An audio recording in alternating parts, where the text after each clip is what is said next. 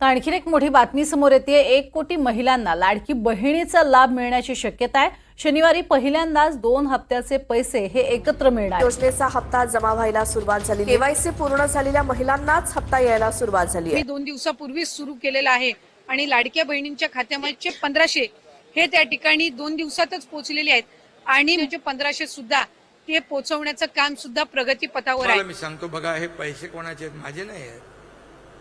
हे सर्व पैसे तुमचे आहेत, हे जनतेचे पैसे। इथं आमचा काही अधिकार नाही, आम्ही मालक नाही, आम्ही सेवक आहे। तुम्ही मालक आहे, तुम्ही ठरवता कोणाला उचलायचं आणि कोणाला पटकायचं ते।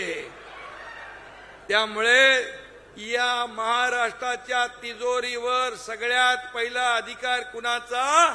तर माझ्या बहिणींचा आहे। मुख्यमंत्री असताना माझी लाडकी बहीण योजना सुरू केली, अनेक लोकांनी खोडा घातला, परंतु मुख्यमंत्री माझी लाडकी बहीण योजना आम्ही सुरू ठेवली।